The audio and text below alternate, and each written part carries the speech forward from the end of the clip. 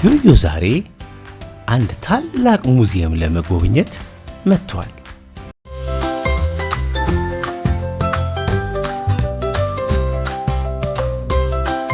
ሃይ ሰላም ነው። እንግዲህ በዚህ በአዲስ አበባ ዩኒቨርሲቲ የኢትዮጵያ ጥናትና ምርምር ተቋም ሙዚየም ነው። እንግዲህ ይሄ ላለፉት 60 ዓመታት በጥናትና ምርምር የልጆች ክፍል አለው። የተለያየ የኢትዮጵያን ባህል ታሪክ የሚገልጹ የተለያዩ ጊዜያዊ አውደ ርዕዮች አሉት። እንግዲህ በዚህ ቤተ መንግስት ውስጥ የቀዳማዊ አፄ ኃይለ ሥላሴ ቤተ መንግስት ነበረ። እነዚህም ደግሞ የአፄ ኃይለ ሥላሴ አባት ራስ መኮንን ይባላሉ። እንግዲህ ራስ መኮንን ጣሊያን ኢትዮጵያን በወረሩ ጊዜ የዳግማዊ አፄ ምኒልክ ኮማንደር ጀነራል የነበሩ ናቸው። እንግዲህ በሐረርም የሐረር ገዥ ሆነው አስተዳድረዋል። ይሄንን ግቢ 6 ኪሎ ዩኒቨርሲቲ የእሳቸው መኖሪያ ነበር። እሳቸው ከሞቱ በኋላ ለልጃቸው ለራስ ተፈሪ መኮንን የአፄ ኃይለ ሥላሴ መጀመሪያው ስማቸው ነው። እሳቸው ደግሞ ይሄን ቤተ መንግስት ሰርተው እንግዲህ 22 ዓመት እዚህ ነው የኖሩበት። 27 ዓመት ይሆናል ጠቅላላ፣ ግን 5 ዓመት ያው እንግሊዝ ሀገር የኖሩበት ሁኔታ ነው። እንግዲህ አፄ ኃይለ ሥላሴ ለኢትዮጵያ ዘመናዊነት ይሄንን ዩኒቨርሲቲ ሰርተዋል። በዚህ ግቢ ውስጥም እንግዲህ ለረጅም ጊዜ ከኖሩ በኋላ ለሚመጣው ትውልድ ትምህርት የሀገር መሰረት ነውና ዩኒቨርሲቲ ያስፈልጋል በማለት እንግዲህ በ1954 ዓመተ ምህረት ነው ይሄንን ሙዚየም መስርተው የመሰረት ድንጋዩን ከጣሉ በኋላ 1955 የኢትዮጵያ ጥናትና ምርምር ተቋም ሙዚየም ብለው አስረክበዋል ማለት ነው ለትውልዱ። ይኸው እቴጌ መነን ፎቶአቸው አሉ። ይሄ አርማው አለ።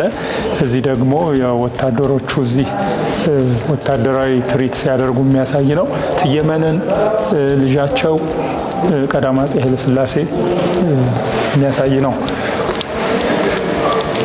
እንግዲህ በዚህም ውስጥ እንግዲህ እዚህ ቤተ መንግስት ውስጥ የፈረንሳዩ ቻርልስ ዲጎል መጥተው ሲጎበኙ የሚያሳይ አለ። የአፄ ኃይለ ሥላሴ የፕሪንስ ኃይለ ሥላሴ የልጃቸው ሰርግ ተደርጓል። በዚህ ሙዚየም ውስጥ ቤተ መንግስት በነበረ ጊዜ ብዙ አገራዊ ጉዳዮች የተከናወኑበት ነው። እንግዲህ አፄ ኃይለ ሥላሴ አዲስ አበባ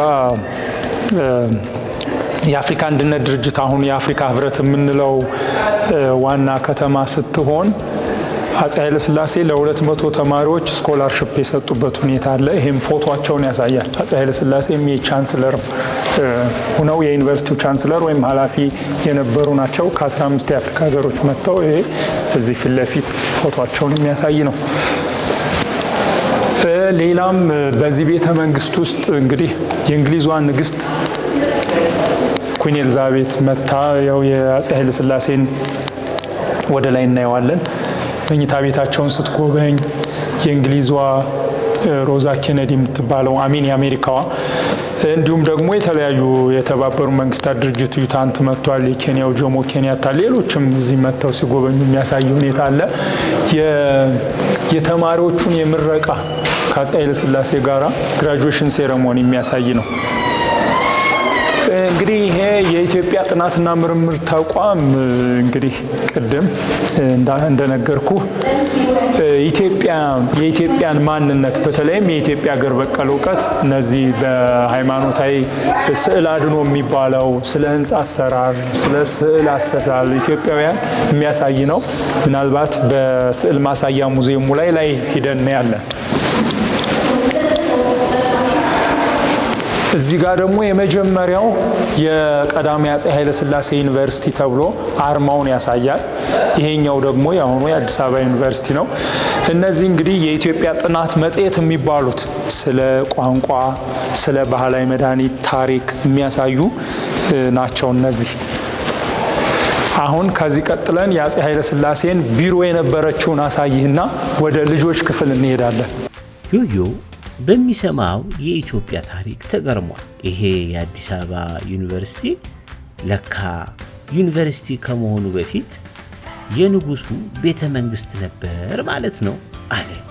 አሁን ደግሞ የቀዳማዊ አፄ ኃይለ ሥላሴን ቢሮና ወንበር አሁን የአፍሪካ ክፍል የተባለውን የንጉሱ ቢሮ ይሄ ነበር አለ ዮዮ። እንግዲህ 27 ዓመት ነው የኖሩት። በዚህ ውስጥ እንግዲህ ይሄ ጠረጴዛ፣ ወንበር፣ ፎቶአቸው፣ ልብሳቸው አለ እዚህ። እንዲሁም ደግሞ ከጋና ይሄው ስጦታ አላቸው። ከኮንጎ እንግዲህ አፄ ኃይለ ሥላሴ ይሄ ፎቶ እንግዲህ ቻንስለር የነበሩ ናቸው። ለመጀመሪያ ጊዜ የተጻፈ ህገ መንግስት ለኛ ሀገር ያው እሳቸው ናቸው። የኢትዮጵያ አየር መንገድም እንግዲህ ብዙ የክብር ዶክትሬት አላቸው ከአሜሪካ ሚቺጋን ዩኒቨርሲቲ በሚባል። እዚህ ጋር ደግሞ የኢትዮጵያ አየር መንገድን ሲመሰርቱ ከአሜሪካ የአየር ኃይል ከሚባለው የተሰጣቸው ነው። የአሜሪካን ኤር ፎርስ ይሄ እንግዲህ ከንጉሱ ከጋና ኳሜ ንክሩማ ጋር ያለውን እዚህ ፎቶ አላቸው። የኢትዮጵያ አየር መንገድ 25ኛ ዓመቱን ሲያከብር ለካ የኢትዮጵያ አየር መንገድ በንጉስ ኃይለ ሥላሴ ዘመን የተመሰረተው አለ ዮዮ። ወደ ሌላኛው ክፍል የአድዋ ክፍል የሚባል አለ። ከዛ የልጆችን ክፍል ደግሞ ሄደን የኢትዮጵያ ልጆች መጫወቻ እናያለን። ዮዮ የአድዋን ክፍል ለመጎብኘት በጣም ጓጉቷል። ይሄ ደግሞ ዮዮ ኢትዮጵያ ሀገራችን ጣሊያን በወረረቻት ጊዜ ከዛሬ 128 ዓመት ማለት ነው በ1888 ዓመተ ምህረት እነ ጣይቱ እቴጌ ጣይቱ ሴቶች ዳግማዊ አፄ ምኒልክ አንድ ሆነው ተባብረው ጣሊያንን ያሸነፉበት ነው። ስለዚህ ይሄ የአድዋ ክፍል ይባላል። በዛ ዘመን እንግዲህ ይሄው የተጠቀሙበት የጦር መሳሪያ ይሄ ውሃ ሲጠቀሙ በፈረስና በቅሎ ላይ ይሄ ኮርቻ ወይም ሳድል እንለዋለን። በዛኔ እንግዲህ ኢትዮጵያ በጣም ኢትዮጵያውያን አይበገሬዎች ናቸው። ጠላት ሲወረን በጣም አንድ ሆነው ሴትም ወንድም ሆነው ሁሎችም በአንድ ላይ ተባብረው እንግዲህ ቄሶች ሳይቀሩ ታቦቱን ላይ ይዘው ለሀገራቸው ምን ያህል ይሄንን የሚያሳይ ነው። ይሄ ነጋሪቱ ነው። እዛ ደግሞ ታላቁ ቤተ መንግስት የዳግማዊ አፄ ምኒልክ አሁን አንድነት ፓርክ የሚባለው ላይ ከአድዋ ድል በኋላ ይሄን ደግሞ ግብር ሲያበሉ የሚያሳይ ነው። ይሄኛው ስዕል የሚያሳየን። ከዛ ደግሞ ሌላ ኢትዮጵያውያን ታዋቂ ደራሲያን ክፍል የሚባል አለ። ወደ እሱ ወስዳለሁ።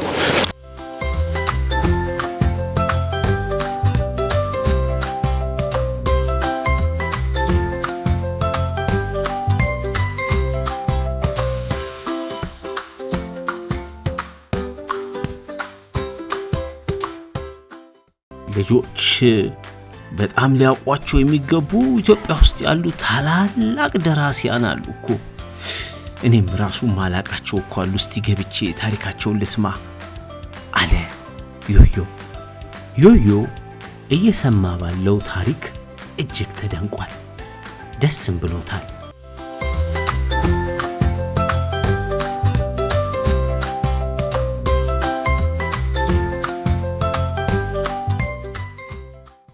ኢትዮጵያውያን ደግሞ ባላቸው ሀገር በቀል እውቀት ቆዳ ፍቀው ቀለም በጥብጠው ስነ ጽሁፍ አለ። ይሄ የአማርኛ ፊደሉ ወደ 36 ፊደላት በራሳቸው የሀገር በቀል እውቀት ከፍየል ቆዳ በማለስለስ ወረቀት ሰርተዋል ማለት ነው። ዘመናዊ ወረቀትና እስክሪብቶ በሌለበት ጊዜ እንደዚህ ከፍየል ቆዳ ወረቀት መስራት፣ ፊደል የራሳቸውን ብቸኛው የአፍሪካ ፊደል የሚባለው አማርኛ ፊደል።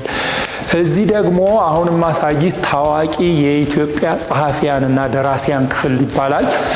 እንግዲህ እነዚህ ደግሞ በጣም በትርጉም ይታወቃሉ። አማረ ማሞ ይባላሉ፣ ሎሬቱ ጸጋዬ ገብረመድኅን፣ ሌሎቹም እነ አርቲስት አየለ ማሞ፣ ጳውሎስ ኞኞ፣ በጣም ደግሞ ብዙ እንግዲህ ፍቅር እስከ መቃብር የሚባል መጽሐፍ የጻፈውን ታውቃለህ? ዶክተር አዲስ አለማየሁ ይባላል። ይሄ በጣም ታዋቂ ጸሐፊ ነው። የጻፈው መጽሐፍም ፍቅር እስከ መቃብር ይባላል። ብዙ ሽልማቶች አሉት። እንግዲህ ስለኛ ሀገር ሁኔታ ማህበራዊውን፣ ፖለቲካዊ ሁኔታ፣ ኢኮኖሚውን ይነግሩናል። በጽሁፍ ሰንደው በመጽሐፍ በግጥም መልኩ የሚነግሩ ናቸው። እነዚህ አማረ ማሞ፣ አሚን ማሞ ውድነህ፣ ደራሲ አቤ ጎበኛ፣ በህይወትም ካሉት ጋሻ እያልነው ሙላትም፣ እነ መንግስቱ ለማ በጣም ታዋቂ የኢትዮጵያ ጸሐፊያን፣ ደራሲያን፣ ጋዜጠኞች ክፍል ነው። ይህንን ይመስላል። አሁን ደግሞ ወደ ሌላኛው ክፍል እንወጣለን።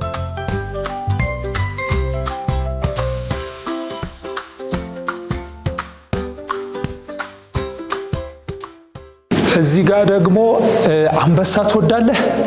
ዮዮ እንዴ ይሄ የእውነት አንበሳ ነው እንዴ ብሎ ጠይቆ አዎ ሲባል እንዴት አይባላም አለ ፈርቶ። አይ አይባላም፣ በህይወት የለም ሞቷል፣ ግን ደርቆ እንደዚህ ቆሞ ነው ብለው አስረዱት።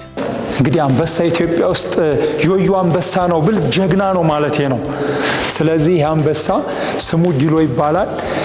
ለቀዳማዊ አፄ ኃይለ ሥላሴ ጋምቤላዎች ስጦታ ነው የሰጧቸው። እንግዲህ ብዙ ጊዜ ኢትዮጵያ ውስጥ አንበሳን በጀግንነት ጦጣን በብልጥ በተረት መጽሐፍ ያው የሚወክሉ ናቸው።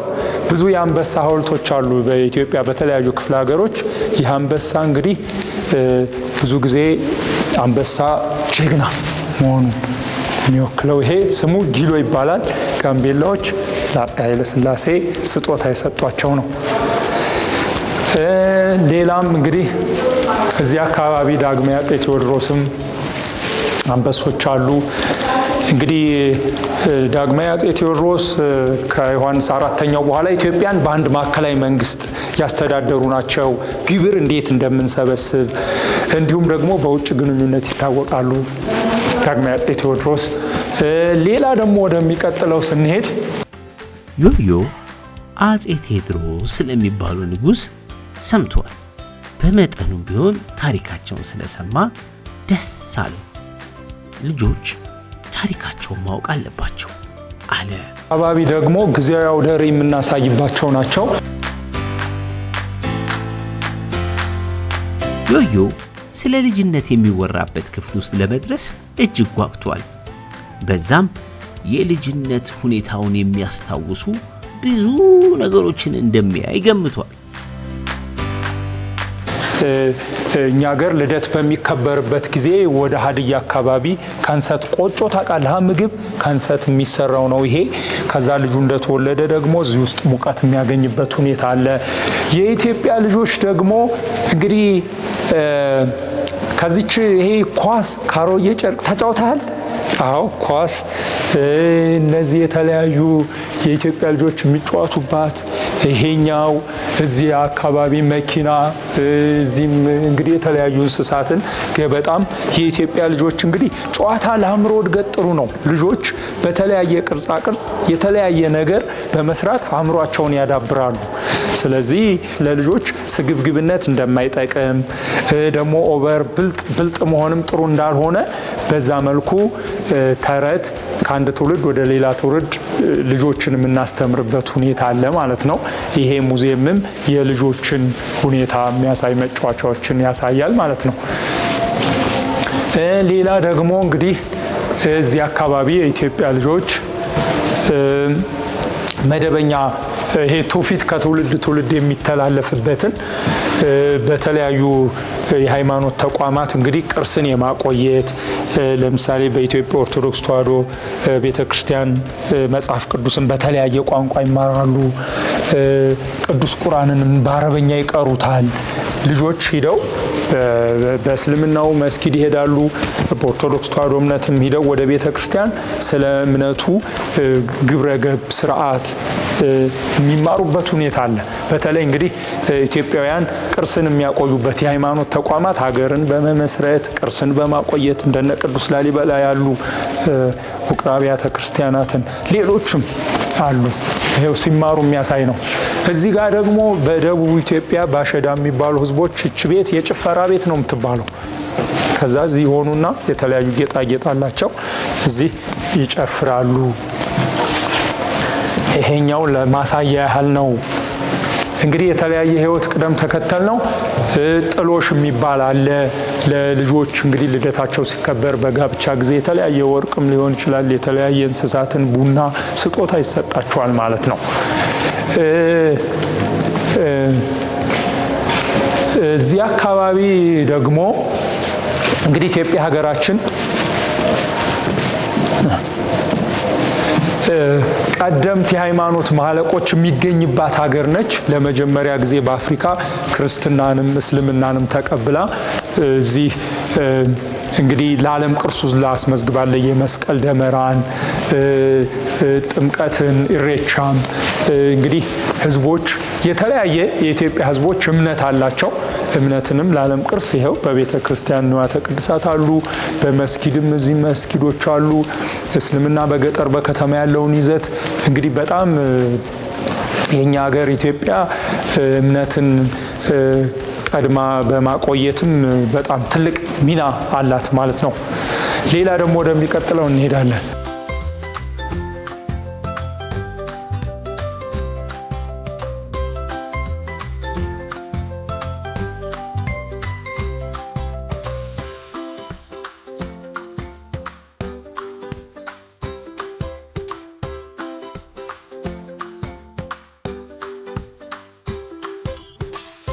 እነዚህ ደግሞ የኢትዮጵያ ባህላዊ የጦር መሳሪያዎች አሉ። እኛ ኢትዮጵያውያን ደግሞ ጀግናነን። ኢትዮጵያ ውስጣዊ የእርስ በርስ ጦርነት የተካሄዱባት ሀገር እንኳ ብትሆንም የውጭ ጥላት መጥቶ በፍጹም ህዝቦቹ ተሸንፈው አያውቁም። በጣም ጠንካሮች ናቸው። አንድ ሆነው የውጭ ጥላትን ወቅተዋል። ጣሊያንንም፣ ግብፅንም፣ ሱዳንንም ሶማሊያን መጥተው በሚወሩ ጊዜ አንድም ጊዜ ተሸንፈን አናውቅም። እንግዲህ በጦርነት ዘመናዊ የጦር መሳሪያ አሉ። አሁን ደግሞ ማሳይህ በኢኮኖሚ የቡና አለ። ቡና ሲፈላ ቡና እንግዲህ ኢትዮጵያ ውስጥ በቅሎ የተገኘ ነው። ይሄ ኮፊ አረቢካ የሚለው ከፋ ውስጥ ነው። ወደ ውጭ አረንጓዴ ወርቃችን ነው ኤክስፖርት እናደርገዋለን ማለት ነው ወደ ውጭ። ከዛ እዚህ አካባቢ ደግሞ ወደ ሐረር አካባቢ ጌጣጌጦች፣ የደረት ጌጥ፣ የአንገት ጌጥ ከተለያዩ ማዕድናት ይሰሩና እንግዲህ እንደ ገቢ ምንጭ ይሆናል። በሐረር አካባቢ ዝህም ባህላዊ ስፌቶች አሉ። እዚህ ጋር እንደምታየው እዚህ ጋር ደግሞ አርብቶ አደሮች ይቺ የአፋር ቤት ነው የምትባለው ዮዮ። ከዛ አፋር እንግዲህ በጣም ዝቅተኛ ቦታ ነው። ሉሲ የሰው ዘር መገኛ እዛ አካባቢ ነው የምትገኘው። እንግዲህ አፋር በጣም በዓለም ዝቅተኛው ሁለተኛው ዝቅተኛ ቦታ ነው። ከባህር ጠለል በታች 130 ሜትር ሆኖ እንግዲህ ግመሎች፣ ፍየሎች፣ እንስሳቶች ሙቀት ስለሆነ እንስሳትን በማርባት አርብቶ አደር ሌላኛው የመተዳደሪያ ዘዴ ነው ማለት ነው። እዚህ ደግሞ አደንነት አለ፣ አሳ ማጥመድ አለ። ጤፍ ታውቃለህ? እንጀራ ጤፍ እንግዲህ ከእንጀራ ነው የሚሰራው። በሀገራችን ግብርና ከ85% በላይ ትልቁ የመተዳደሪያ ዘዴያችን ነው። ባህላዊ የግብርና መሳሪያዎች እንደ ሞፈር፣ ቀንበር እዛ አካባቢ የምታያቸው ይሄው ገበሬ ሲያርስ የሚያሳየን ነው። ሌላ ደግሞ እንሰት በደቡብ ኢትዮጵያ ቆጮ ይሆናል። ከእንሰት ቆጮ እንዴት ነው? ቆጮ ታውቃለህ አይደል? ከዛ ደግሞ ንብ ማነብ። ንብ እንግዲህ ባህላዊ ንብ ቀፎ እዚህ ጋር ንቦቹ ማር ከሰሩ በኋላ ጭስ ተጭሶ ወደዚህ የማር ባህላዊ ማጠራቀሚያው ነው። የንብ ቀፎም ንብ ማነብም ሌላኛው የመተዳደሪያ ዘዴ ነው በኢትዮጵያ ውስጥ። ሌላ ደግሞ ባህላዊ እንግዲህ ሽመና ይባላል። ሸማኔ የሚሰራው ነው። ከንጹህ ጥጥ የተለያየ የሀገር ባህል ልብስ ይሰራል። የተለያየ እንግዲህ ያለ ሴንጀር መኪና ከንጹህ ጥጥ በጣም የሚያምር ስካርፖች፣ የተለያዩ የሀገር ባህል ልብሶችም ይለብሳሉ። ከዛ እንግዲህ ትልቅ ኢኮኖሚ ነው ማለት ነው።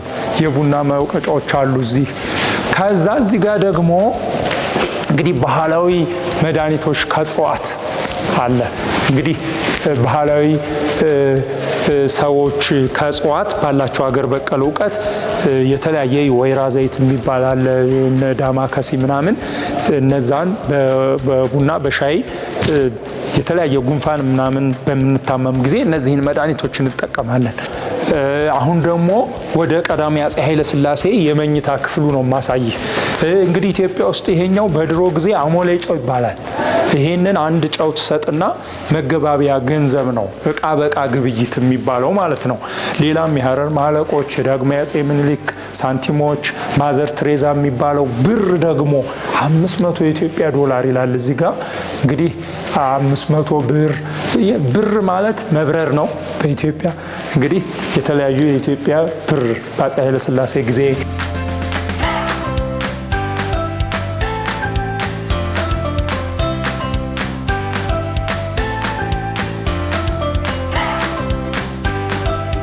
እዚህ ደግሞ በደርግ ዘመነ መንግስት የኢትዮጵያ የተለያዩ የብር ኖታዎችን የሚያሳይ ነው። እዚህ ጋር ደግሞ እቴጌ ጣይቱ አዲስ አበባ የሚለውን ስም እቴጌ ጣይቱ ናቸው የመጀመሪያው ከንጦጦ ከዛ ወደ ፍልውሃ አዲስ አበባን የሚለውን ስም በማውጣት እቴጌ ጣይቱ በጣም ትልቅ ከሴቶቹ ትልቅ አስተዋጽኦ ያላቸው በጣም ትልቅ ተጽዕኖ ፈጣሪ ሴት ናቸው እቴጌ ጣይቱ። የውጭ ሀገር የተለያዩ ሳንቲሞች አሉ እዚህ። አዲስ አበባ የሚለውን ስያሜ የሰጡት ለዚች ከተማ እቴጌ ጣይቱ ናቸው ማለት ነው አለ ዮዮ። ይኸው እዚህ የማዕረግ ልብሶች አሉ፣ ቴምብሮችም አሉ እዚህ አካባቢ በጣም የሚያምሩ ናቸው። እነዚህ ቴምብሮች የሚያማምሩ ቴምብር ይባላል። እዚህ ጋር እንግዲህ በኢትዮጵያ የተለያዩ ብርቅዬ የዱር እንስሳትን የሚያሳዩ ስለ ኢትዮጵያ በጣም የሚያማምሩ ኢትዮጵያ እንግዲህ በዓለም ላይ በጣም በሚያምር የቴምብር ኮሌክሽኖቹ የምትታወቅ ናት። እዚህ ደግሞ የአፄ ኃይለ ሥላሴ መኝታ ቤት እንዴ! የንጉሱ የኃይለ ሥላሴ መኝታ ቤት የነበረውን ላይ ነው ማለት ነው አለ ዮዮ። አየህ እንግዲህ ይሄ የአፄ ኃይለ ሥላሴ መኝታ ክፍላቸው ነው የምንገኘው። አልጋው አለ፣ ትራስ፣ መስታወቱ አለ። እዛ ደግሞ ሲጽፉ ሲፈርሙ ካዘን አላቸው፣ ስጦት አላቸው። እንግዲህ በዚህ ቤተ መንግስት ውስጥ ቅድም እንደነገርኩ 22 ዓመት እዚህ ኑረዋል። 27 ነው 5 ዓመቱ ያው እንግዲህ ደግሞ እዚህ ደግሞ የመልመሻ ክፍል አላቸው።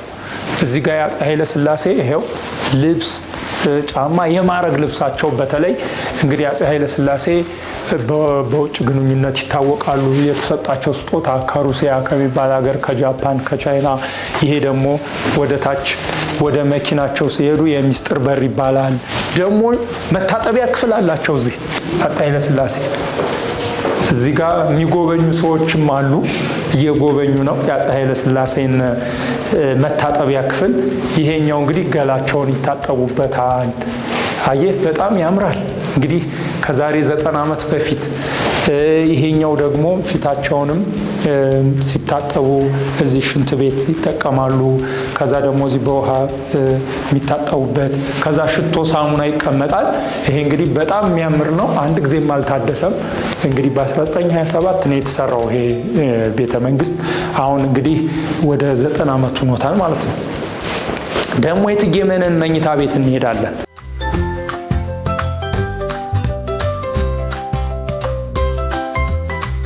መኝታ ክፍል ነው እንግዲህ እቴጌ መነን ደግሞ በጣም ጎበዝ ናቸው። እዚህ ጋር ፎቶአቸው አለ። ይሄኛው በእጅ የተሰራ አለ፣ ልብስ አለ። እዛ ጋም ይሄው እዚህ ፎቶአቸው የእቴጌ መነን ልብስ፣ ይሄው ልብሳቸው፣ ፎቶአቸው፣ አልጋቸው እዚህ የለም። እዚህ ጋር ደግሞ መታጠቢያ ክፍል አላቸው የእቴጌ መነን። ላሳይህ። ይሄው እዚህ ጋር የሚለብሱበት፣ እዚህ ጋር ደግሞ ይሄው የሚያምር ሻወር የሚወስዱበት ሲታጠቡ መታጠቢያ ክፍላቸው ነው። እዛኛው አይተናል የአፄ ኃይለ ሥላሴን። እንግዲህ በጣም ያምራል አይደል?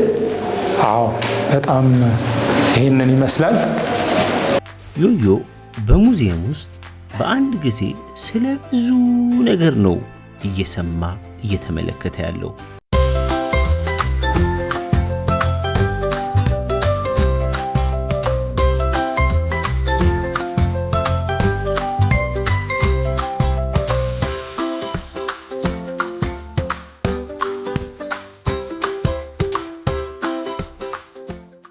መስቀሎች አሉ፣ ስዕል አድኖች በ12ኛው መቶ ክፍለ ዘመን በጣም የተለየው የቅዱስ ላሊበላ ስልጣኔ በኢትዮጵያ።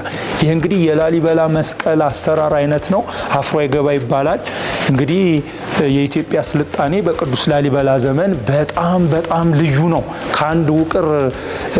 ከአንድ ወጥ ድንጋይ 11 ክፍል ያለው ውቅር አብያተ ክርስቲያናትን የተሰራ እንግዲህ በዓለም ላይ ያለው ከላይ ወደ ታች ይሄኛው የአክሱም አይነት የጎንደር አይነት ስዕል ደግሞ እዚህ ጋር ተመልከት። እዚህ ጋር እንግዲህ በ15ኛው መቶ ክፍለ ዘመን ኢትዮጵያውያን ስዕል ይሰራሉ ባላቸው ሀገር በቀል እውቀት። ቀለሙን ከምን ከሸክላ አፈር፣ ከቅጠል፣ ከአበባ እየሰሩ የስቅለቱን የሚያሳይ የቅድስት ድንግል ማርያምን የሐዋርያቱን አይናቸው ጎላ ጎላ ያለ እንግዲህ ኢትዮጵያ የራሱ አይነት ወይም ኢትዮጵያን ስታይል የሚባለው ነው በእንግሊዘኛው የኢትዮጵያ የሀገር በቀል እውቀት ስዕል አሰራር ስልጣኔ ያለን ማለት ነው። እንግዲህ ይሄን ያህል በጣም ደስ ይላል። አዎ እንግዲህ ይሄንን ይመስላል።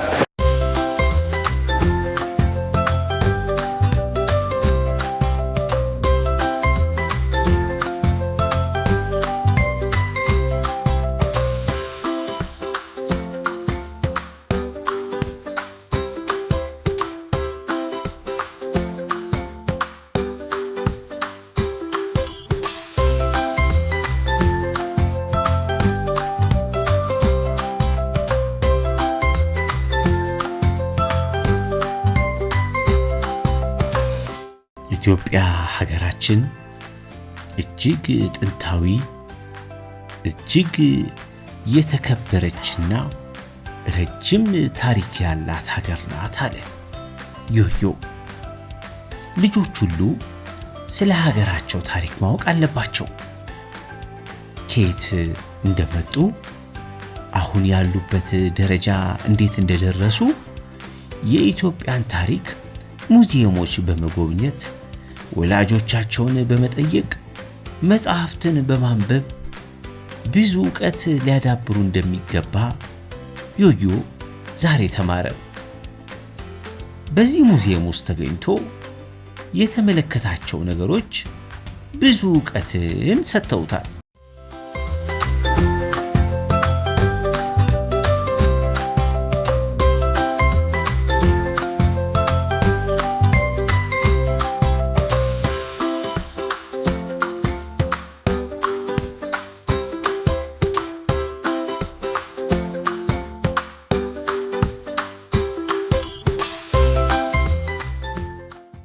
የተለያዩ የነገስታት ታሪክን፣ የሙዚቃ መሳሪያዎችን፣ የስዕል አሳሳል፣ በተለይ ደግሞ ስለ ልጅነት በኢትዮጵያ ውስጥ በተለያዩ አካባቢ የልጆች አስተዳደግና ጨዋታ ምን እንደሚመስል የተመለከተው ነገር እጅግ ማርኮታል።